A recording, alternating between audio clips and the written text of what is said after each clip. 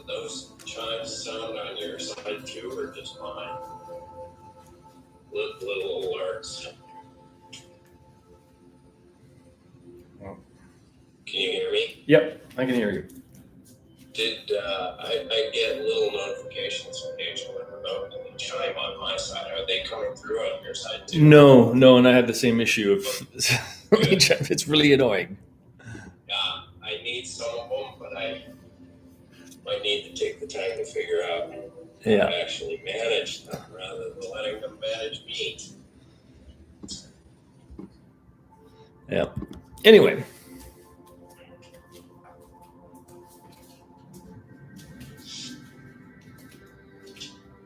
All right. So let's take a bow. And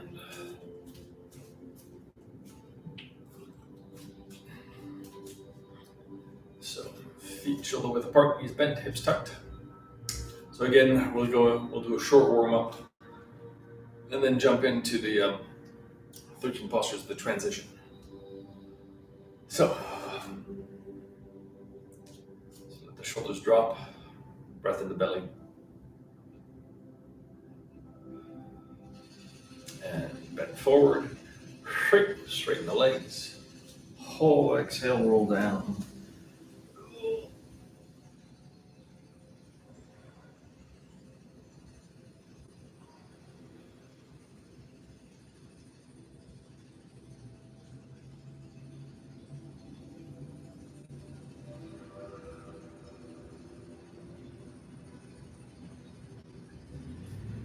Come back up. Hands on the kidneys, lean back. And back to center.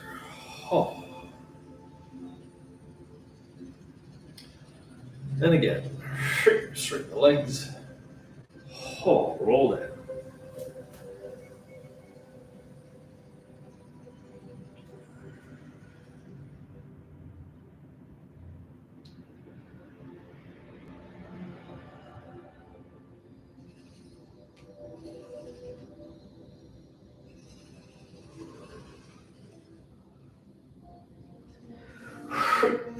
Back up.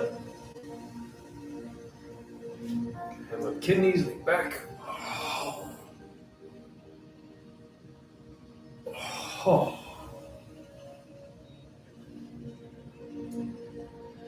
And again.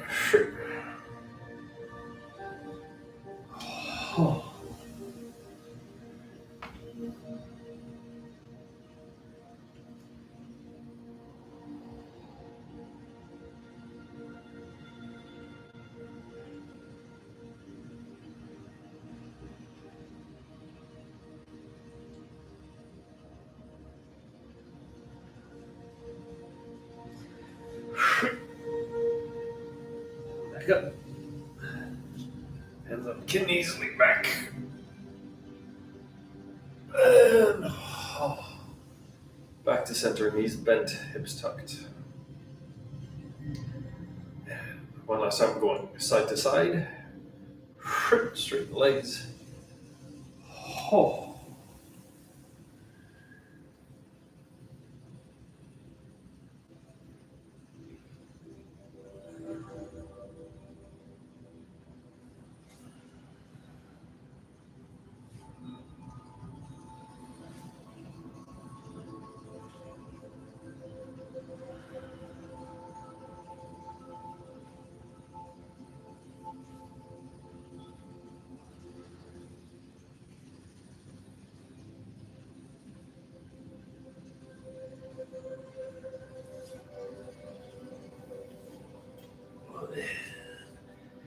Back to center.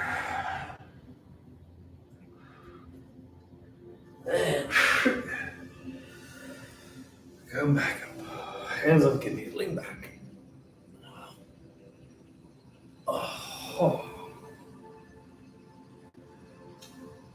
And sitting back. And carry the tiger.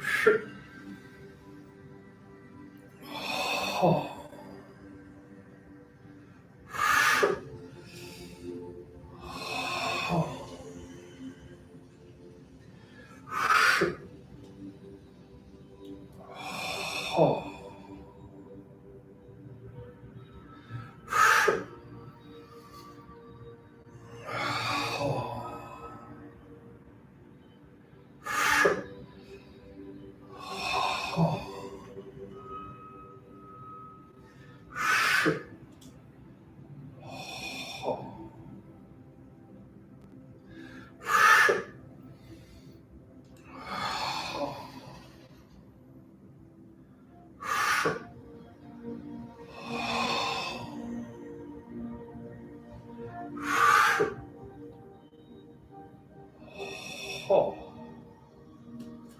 Hold, shoulders relaxed, knees are bent, hips are tucked.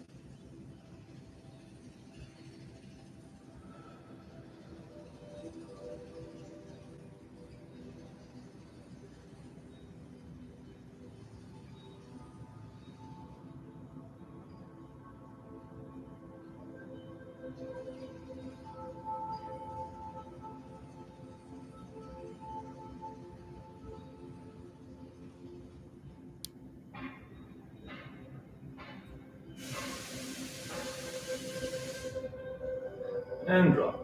Haw. Now, play the pipa. So shift, turn, forward to the knee. And shift. Haw.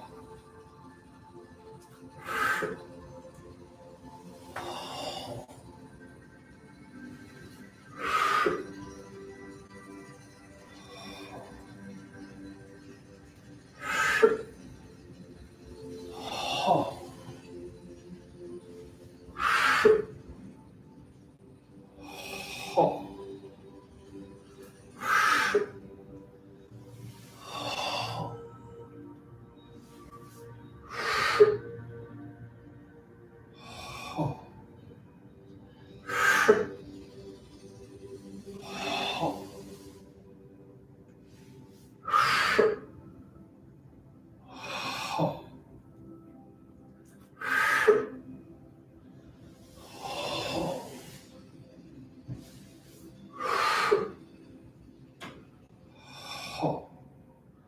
One more set.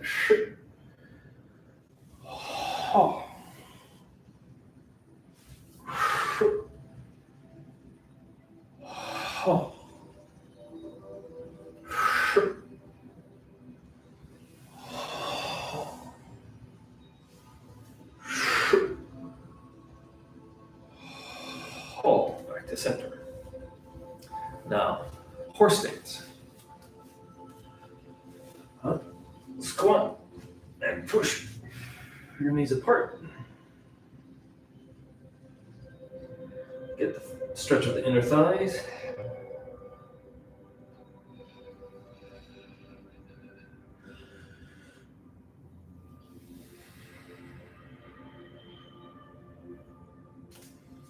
And squat.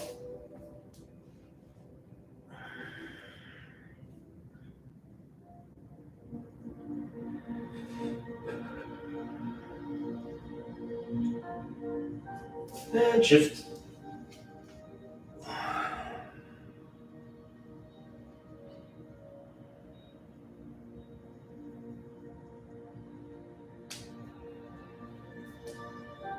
And shift.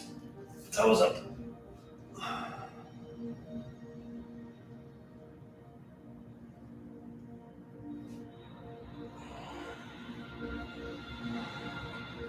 And shift.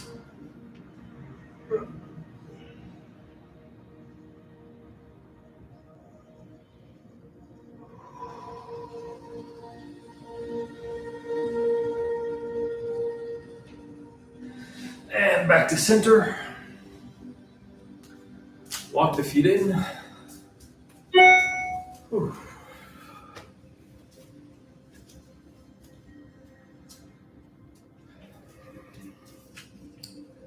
So now basically we're going to close off this look at the 13 postures by taking a deep dive into transitions, right? So again, the thing to remember about the 13 postures is that essentially sit on a square. So you want to start with that idea in mind. You're sitting in the middle of, or you're standing in the middle of a square with lines connecting your feet to the front, back, and to the sides, and then to the diagonals. So you just want to keep those 8 lines in mind, because our feet are going to be on those 8 lines at all times. There's no in between. So, and the general rule is, of course, front foot points in direction of your intent, rear foot points to the diagonal of that direction. So if you take your square, that's my front. When I take my stance, my front foot is pointing towards the front, rear foot is pointed towards the diagonal, and I'm sitting 70% on the rear, 30% on the front, right? So that's our basic, that's the standard stance. So the transitions are always going to be, how do we go from whatever foot position we're in to that particular foot position? So if I'm standing this way, and I want to go do a 180-degree turn, the question is, how do I put my front foot from the cardinal that it is now? And then if I want to foot this way, and this is going to be my supporting leg, so the rear leg, once I've finished my turn, I need to bring my foot so that it points to the diagonal, so that when I shift, I'm now in correct position, right? So it's a very simple exercise in geometry. Before we do that turn, standing in a regular stance, where do you position Okay. in relation to So yeah, what is the relationship of the feet? So that's a really good question. So as a standard rule, what you want is to be able for the front foot to be able to slide all the way back without hitting your own heel. So if your foot is too inwards and you can't draw it in, what you're basically doing is you're closing off your hips, right? So your hips, you're basically doing this, you're doing a ballet stance. So you want to always be able to basically be sitting on that rear leg, and the foot needs to be able to slide back and forth without hitting your own heel, and that's where it goes. So that gives you enough of a spread of the legs so that you can feel, right, that when I'm sitting here, there's an opening of the waist. There's room in the hip joint, right? If you're here, you can feel that you're actually closing the hip joint. So it's here. If you're too far out, now it's too large, and you actually can't, you're not standing here. I'm slightly leaning on my front leg, and I can't pick it up, right? Because you want it to be where your leg swings naturally and just floats onto the ground. So even though there's 70-30, all I need to do is shift the weight slightly, and then this foot is free. Right. So the length of the step is determined by the swing of the hip. Here. If it's further, it means that now I'm leaning onto that front leg. Right here, I can't pick up my foot. I'd have to go way back in order to pick it up, because I brought my weight too far forward onto the front. My step is too long. It has to be here. Now I'm free to pick it up. So I'm 100% here, even though I'm placed my foot, now I shift slightly, so it's 70-30, but I still have the option of leaning onto the rear leg and picking it up. If my foot is even like an inch too far, then I don't have that option anymore. Now I'm not balanced. I have to really lean back to pick up the foot. Does that make sense? So basically, it's like the classic way of saying it, you keep a fist of distance between each heel so that you have that pass through. And then the other kind of ironclad rule is the length of your step is determined by the swing of your hip.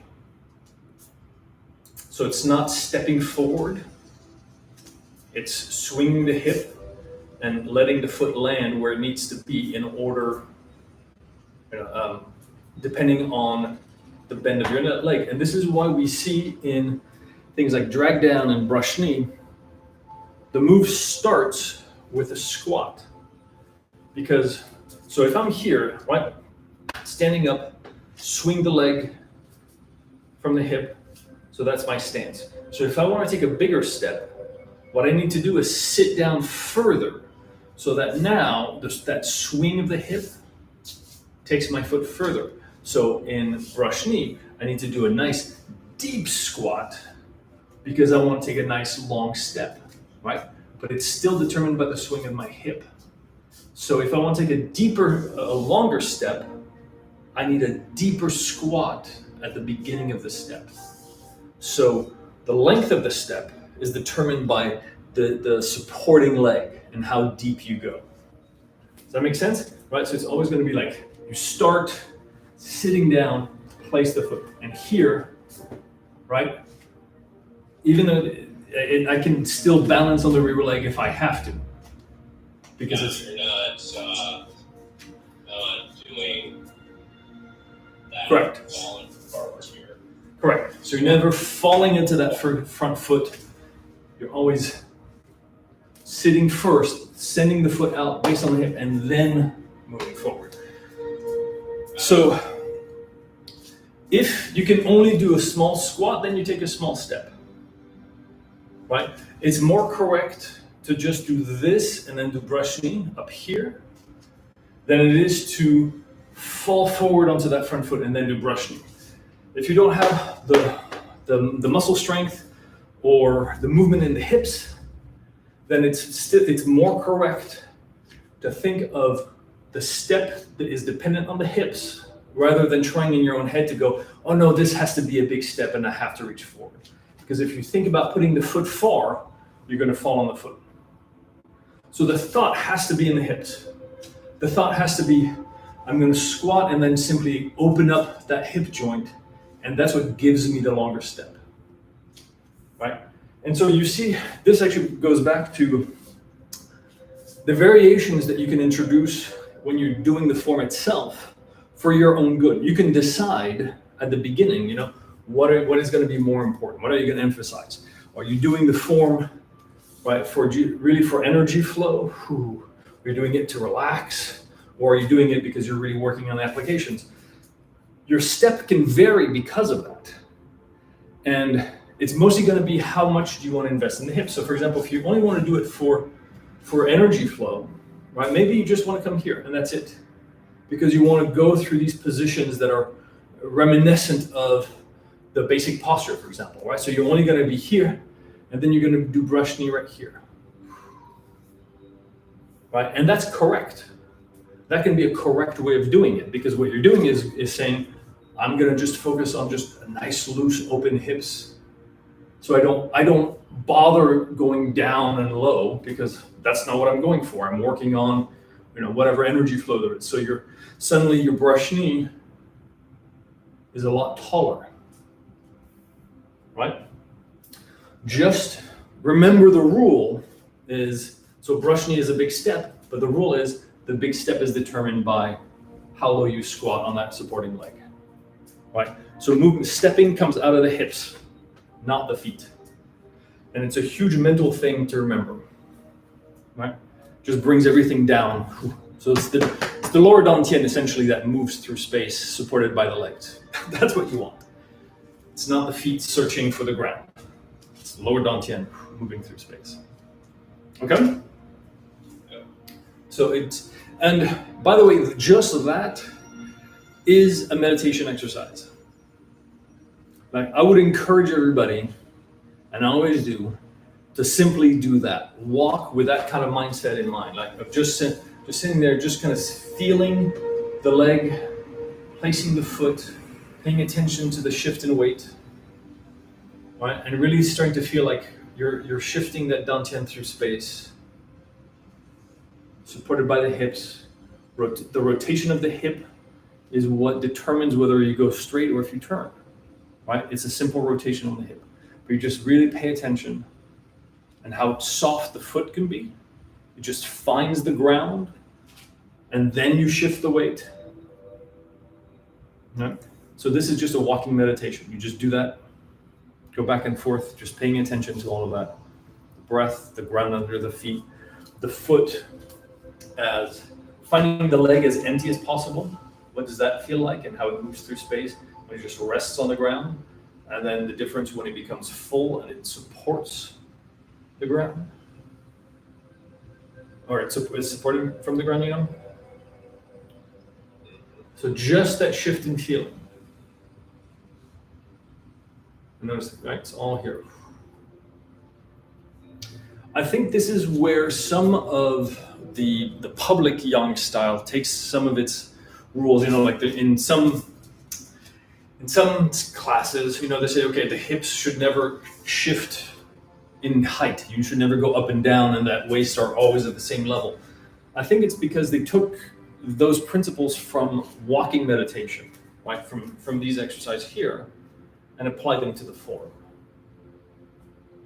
Because if you do these walking exercises, your hips don't shift, right? They just stay here. Your dantian is level, and you're just gently moving through space.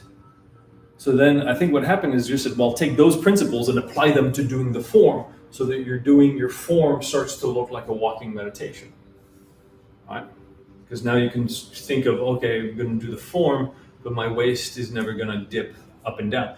Of course, what it means is that your applications and your form start looking are very weak because you have no up and down or no verticality in your movements. Anyway, so let's take a look at transition. So things to remember: the diagonal of the rear leg. That's, you know, so if the rear leg is the supporting leg, it's always at the diagonal, which means that your hips and shoulders are pointing to the diagonal to where your center is. And it's very simple. Because if you're in this position, so that my front is here, my rear foot is here, hips and shoulders are pointing this way. If I raise my arms towards my front, look at that, I'm in basic fighting position. Right? It's as simple as you can get. Boom, I'm in basic fighting position. So that's why we have that stance. All right, so hips and shoulders are to the diagonal, because you don't want to fight like this. You're going to fight like this.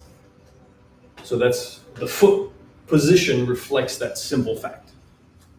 So let's go back to our hypothetical turn. We're just going to focus on the feet and the hips, right? So if I'm facing this way and I want to go do a 180-degree turn, the first thing I need to do is sit all the way onto the rear leg so I can pick up the toes on front leg, and then I'm going to turn that front leg until it points to the diagonal. So there's no weight on it. I'm fully on that rear leg. My hips haven't really turned yet. And then I shift the weight, and it's the shifting of the weight that turns my hips.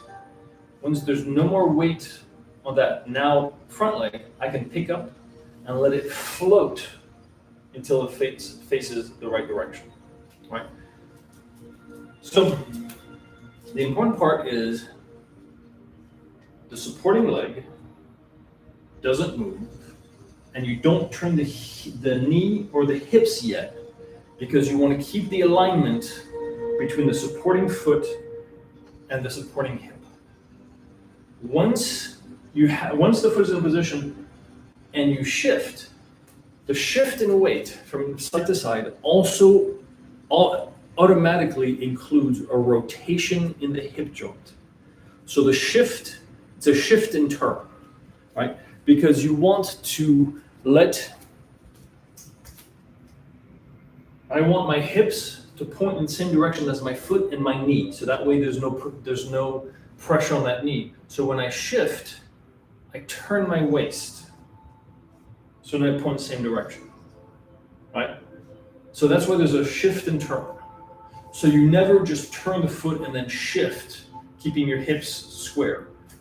As you shift, you turn so that the more weight there is on your leg, the more you're in line with that supporting leg. So now I'm here, and once you're here, once you pick up now the empty leg, it just slides so that until it points in the right direction. And now I've finished my transition, right?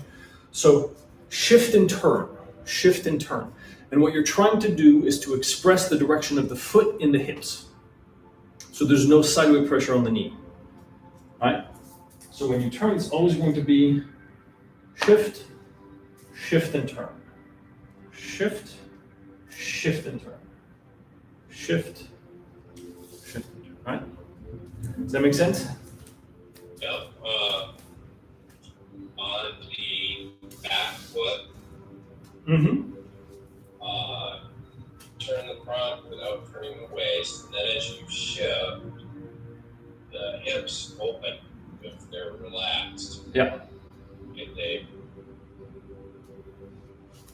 flop open. Yeah. Yeah. Now there's a bit of torque on this foot if it's still on the ground. Yeah. If I let the heel float up and let it pivot on the ball, it opens with the hips. Is that yes? Okay? Yeah. So that's the absolutely correct thing. So the thing to notice is that I bring my foot in, as I shift, I pick up the heel on this foot to release it. Because yes, if the foot stays flat, then you can't turn, you're stuck. And then the torsion is either in the knee or the ankle. So you want to immediately start picking up that heel so that you can turn, if you had to, and pivot on the ball of the foot. But you're gonna go and turn and be sufficiently seated on that rear leg that the foot can actually float and move. But yes, you should release the rear heel as soon as you can to allow movement in the hips, so that at no point are your feet stuck, right? You're never like with both feet flat on the ground and stuck. When I'm here, I'm pivoting on the heel. The minute my foot is down, I start shifting, and as soon as I can, I pick up the heel on that foot so it can rotate on the ball of the foot. So it's all about opening up the opening up the waist enough that that transition can work, right? And once you have it, it feels pretty good actually. You're like just right. You're just turning it. Easy in that.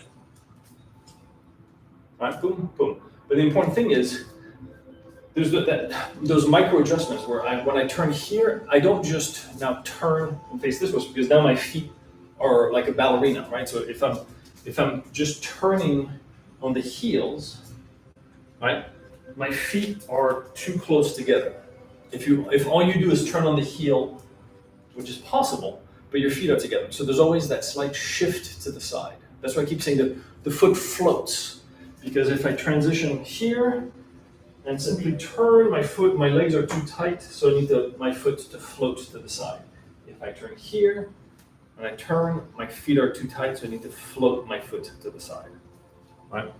So there's that moment where the foot readjusts, just glides across the floor, so that now you have the proper width, right? The proper separation of the feet. So there's always those little adjustments. And notice that what it really is, if you think of your hip, when you turn, your hip is moving through space. And your foot is just an extension of that movement in space. That if you don't turn, if you don't float that foot, what you're doing is you're preventing that hip from fully turning. So in order for it to turn, the foot has to turn.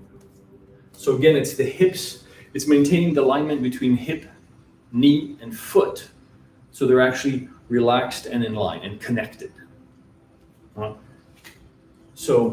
Which is also why you want to make sure that you have that commitment, to 100% on one leg, because that's what gives the freedom for the other leg to be placed where it needs to be. Right?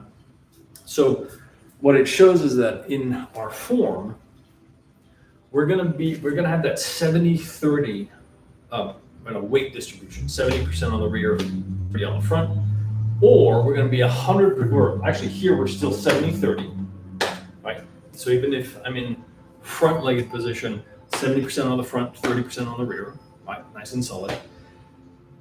That's for the moments where we are expressing energy or receiving energy.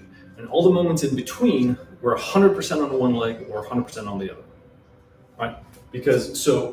And this is where you see how actually the stepping in the form is actually very agile. You're never stuck. You're never planted. with 50-50 weight. That would be completely wrong. But you always have these moments where actually you're essentially on one foot and you can go and turn in any direction, right? So there's this kind of mobility, which is odd to think of in when thinking of Tai Chi, because we think of Tai Chi as being very slow. We're always very grounded, which is true. That's the biggest thing I notice between this and public form. The public form, you're often in positions where you would have to shift before you can move. Yeah, exactly. You're there's in the public form, having to be stuck and having to shift first before you step, that you never want that. And you can see if you do, like even if we look at the beginning of the 13 postures, grasp the sparrow's tail, press, seal it closed.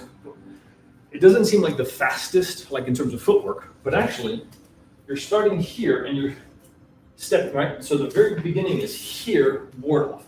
And you can see that there's actually a lot of time that's just on that one rear leg. Grasp the sparrow's tail, press, and then here. There's right? See, the footwork is actually quite fast. From seal it closed, right? From press, seal it closed is here, half step, push. So you've shifted weight like 3 times in a second when you do the application at speed, right? Drawing, push, pack, push. And so you're actually constantly shifting weight and you're ready to move and you have a foot that's ready. That transition drag down, right? You can see, if you start doing it slightly faster, you can see that actually you're constantly moving and you're often on that one leg. And it's because of that you have the ability to step fast. And right, so in doing the form slow, you're learning to be stable on one leg, right? To be stable and grounded on one leg, because actually that's the essence of stepping. Stepping is going from one foot to the next, to the next. Leg, it gives you a big range of motion choice for where you go with the move.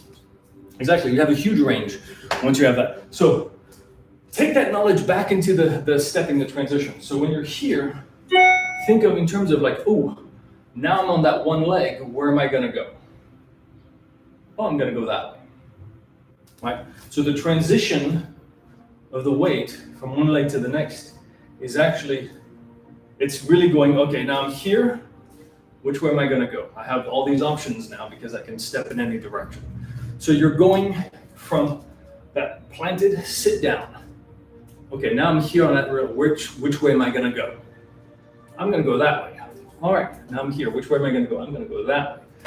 And that's why there's the emphasis on being single-legged in the transition. That's why it's so important. And you sit, foot, knee, and hip are in line. Now from here, which way, what's your direction of intent?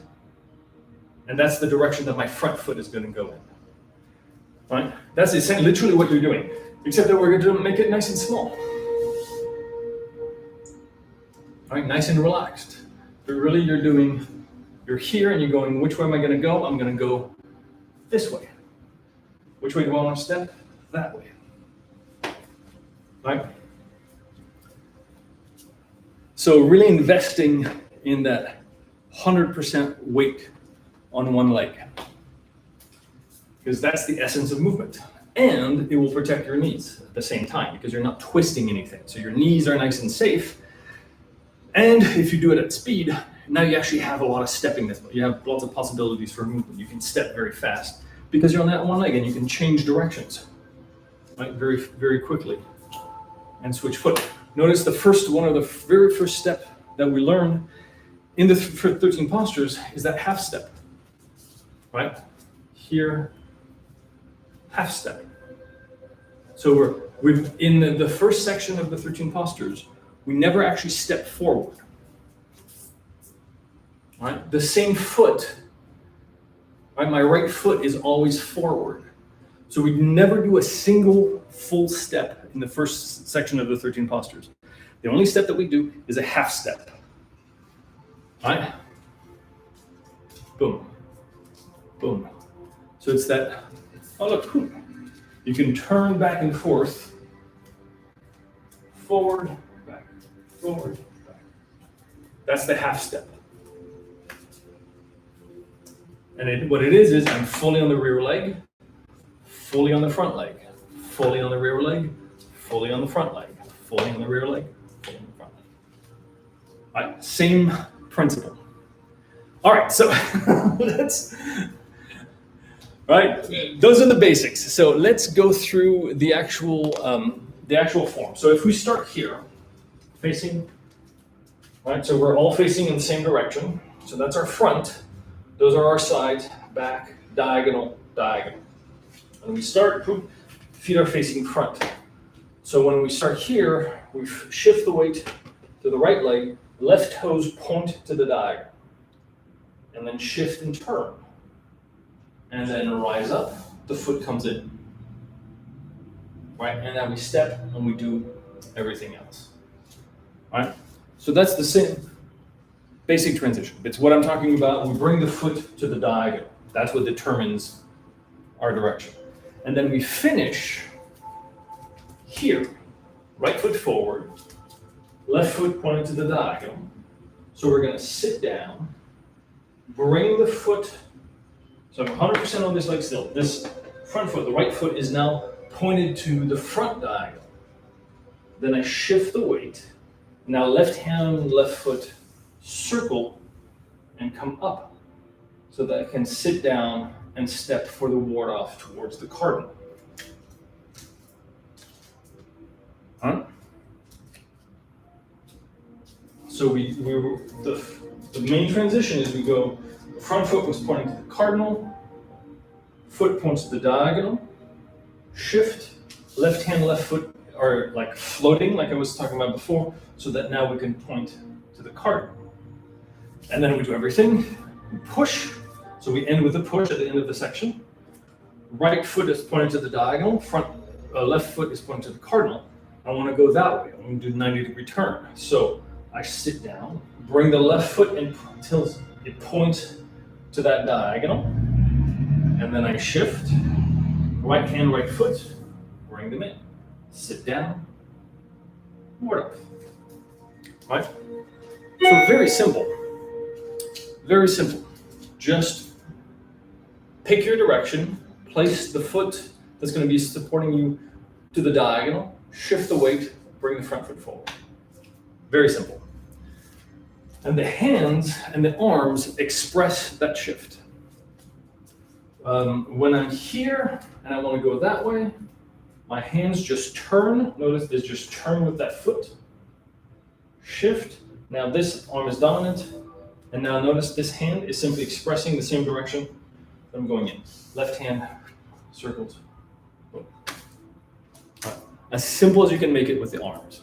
So the arms are only an addition at the very end. There's a little tidbit of movement at the very end.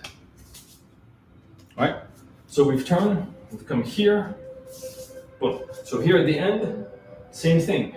We turn. We shift, left hand, left foot, circle, ward off.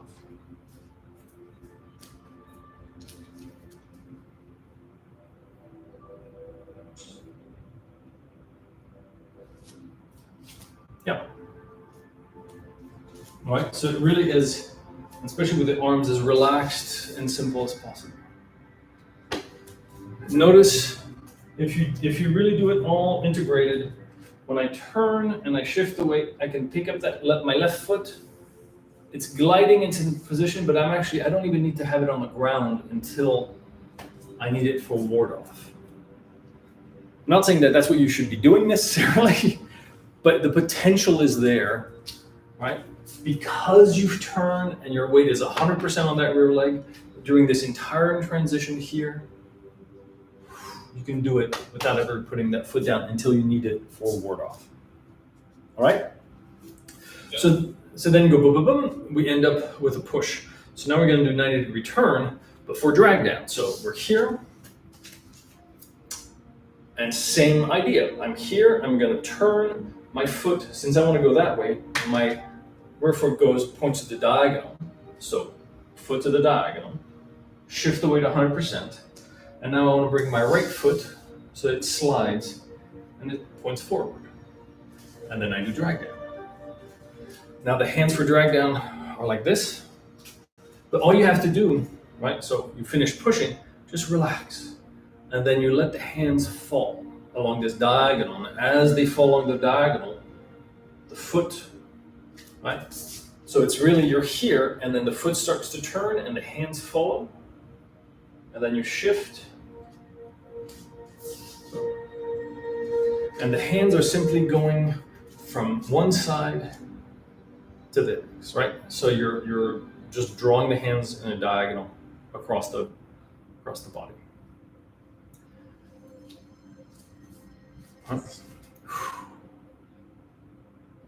There's a downward aspect to it because your hand is going to end up in front of your belly button. Like you're brushing, somebody's trying to punch you in the gut and you're just going block, control. This is controlling your opponent's elbow. Block, control. Block, control, right? It's like, whew, you're doing this. Whew, whew. You're doing it as you, whew. And you can feel how, because we're stepping, and because there's that shift from one foot to the next, this is also an escape, right? Because my belly was here, I was getting punched. My belly was here, look at where I am now, because I've stepped. So I've literally removed my center from the point of impact. So it's not just an escape, it's also a shift. Right, I was facing here, I turn, see how I'm sliding to the side. So that's something comes this way and I go, whoop. Right, because my hips are traveling, so my entire body is traveling. So you want to have that sense of, like this can be drawing in, but then this is sliding to the side. And you can see if this. One more time. I'm trying to see where you're getting the distance from. The distance in the stepping? Yeah, the sideways shift. So, right, because I'm here, I finished pushing. So I sit down, bring the toe. So this is perfectly standard. But now I shift my weight here. And so this is where my entire body shifts to the side. Okay, now I gotcha. And then forward. So that shifting the weight from one foot to the next also shifts the body from one position to the other. All right. So that's where you should feel like it is like an escape. All right. This is what we would do in push hands, would be here, where the escape is the rotation. But here, because we have the space, not only is it a rotation, it's also a shift. So power's coming this way, and we go, whoop, let it, instead of being here, getting it, right, we turn, let it go through. That's the idea. All right, so transition is here, shift, and the foot slides forward, just glides on the ground until it's positioned where we need it to be. And if we want to do a 180 degree turn, because after, right, so we do a bump, bump, bump, bump, and then we're here and we play the P bump. And now we're going to turn and do a 180 degree turn. And it's simply the exact same principles, right?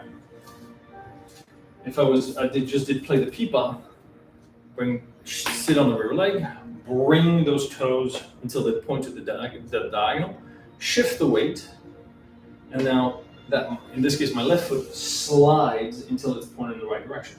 And the arms, again, are just sliding at a diagonal. Right? So it's the exact same principles. right? Shift back, bring the toes, which brings the whole side of the body. Shift, and then slide now empty leg until it's pointed in the right direction. Right? So exact same principles.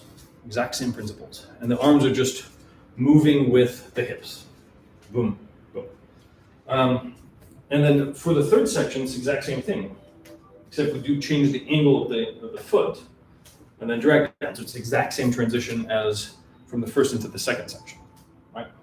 And here we see again all these principles in line. We're here, bring the foot to the cardinal. So when we shift, now we're facing the diagonal because we still have that angle between rear foot and front foot, right? Is that clear? Yeah. Okay. So then we have the transition from press at the end of the third section, and we simply step back, shift back, and now we're exactly where we were before. We just turn, bring the foot, boom. Right? So from press, it's simply a matter of stepping back onto the rear toes, shift onto that rear leg, turn, bring the foot to the correct alignment, shift, boom. You do the exact same thing that we've been doing. So you're just looking for that chance to be fully seated onto that rear foot before you do, right? So you're fully seated onto that rear foot before you do any kind of turn. That's all. You're constantly just sitting on that rear leg, turn the toes, shift the weight. At all times. It's the same rules that applies to every single transition, right?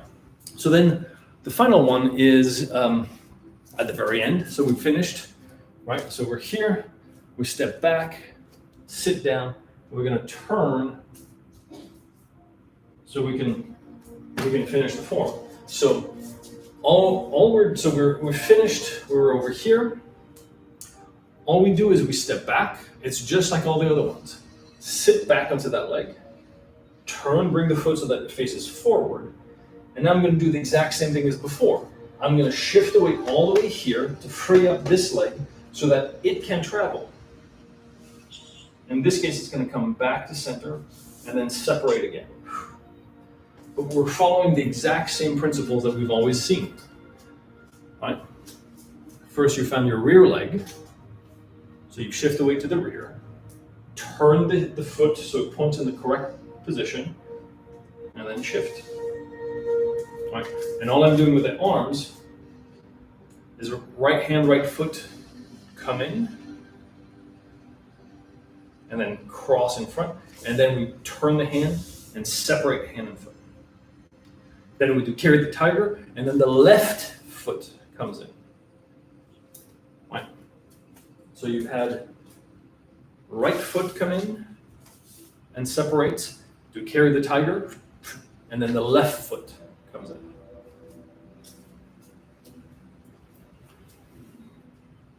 Right? So, speaking of carry the tiger, let's do celestial tiger. Yeah, sorry. Carry the tiger. Yeah. Let's see. Right hand's on top. Feet are separated. Turn.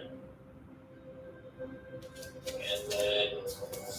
Yep, exactly. So you come up from carry the tiger, turn the hands over and separate, and then come in.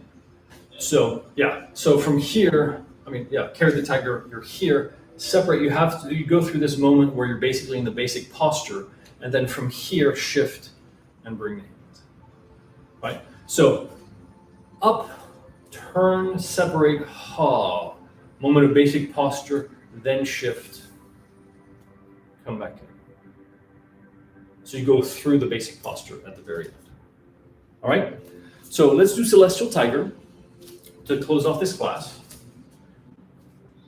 So feet parallel, knees bent, hips are tucked, shoulders relaxed, spine is long.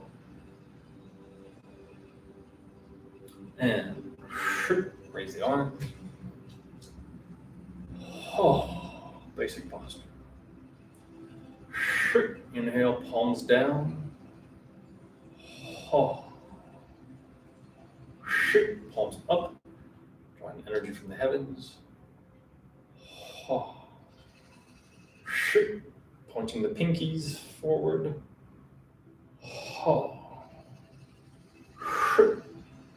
Rounding the back.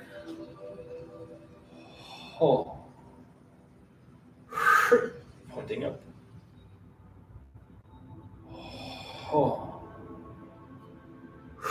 Dropping the arms, opening the chest so the chest is pointing to the heavens. Then turning, bring the hands by the meridian, belt meridian, kidneys, and then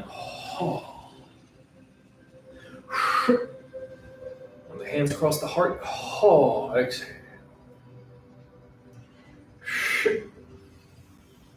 When the hands cross the heart, exhale.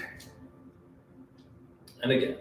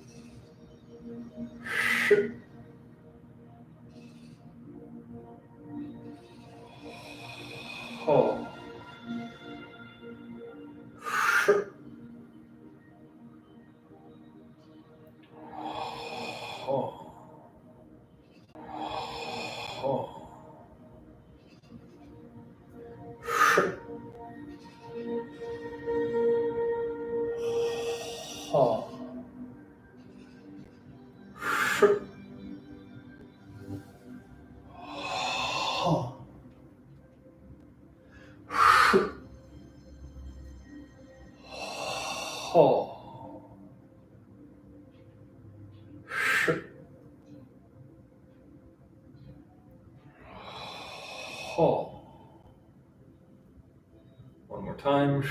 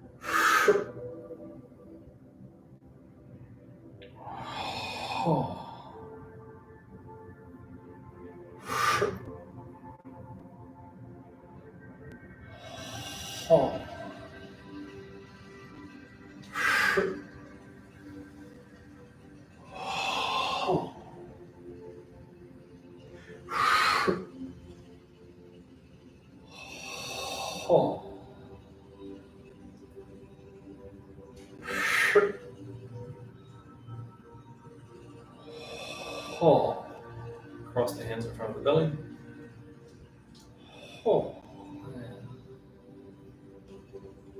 Breath and belly.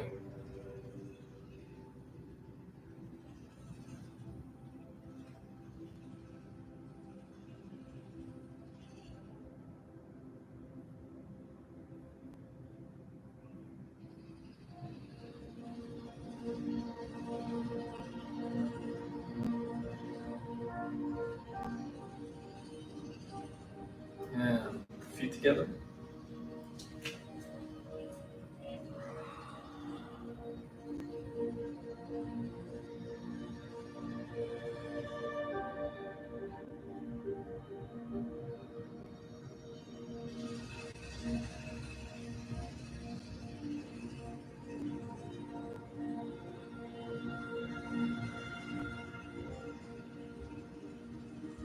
And let's take a bow.